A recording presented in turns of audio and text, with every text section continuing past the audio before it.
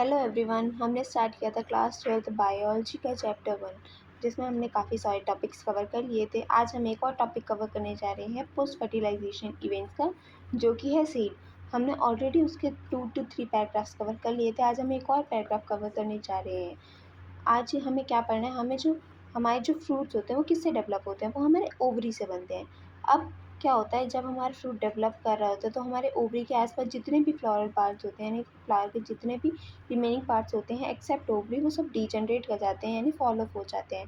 अब कुछ फ्रूट्स ऐसे भी होते हैं जिसमें जो हमारा थैलेमस है वो भी एक इम्पॉर्टेंट रोल प्ले करता है फ्रूट के फॉर्मेशन में, यानी थैलेमस जो है वो कंट्रीब्यूट करता है इन द फ्रूट फॉर्मेशन।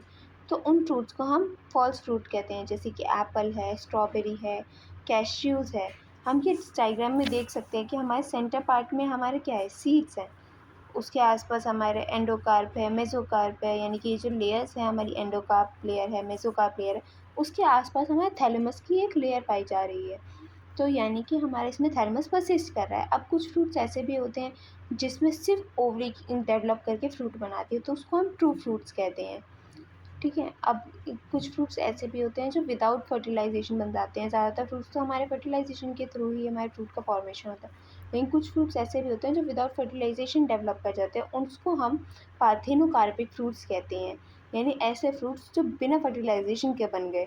अब हम पार्थेनोकार्पिक को इंड्यूस भी कर सकते हैं, यानी कि जिस प्लांट में फर्टिलाइजेशन से ही हमारा फ्रूट का फॉर्मेशन होता है, हम उसमें भी पार्थेनोकार्पी करवा सकते हैं, यानी कि विदाउट फर्टिलाइजेशन फ्रूट बनवा सकते हैं। कैसे?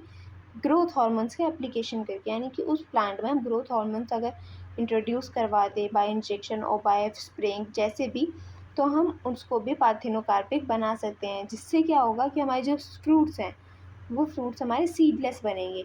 अब इस पार्थेनोकार्पिक फ्रूट का एक एग्जांपल हमारा बनाना भी है। तो अगर ये सब समझ आया हो तो कमेंट सेक्शन में बताइए, और आगे के पार्ट के लिए stay tune to the channel.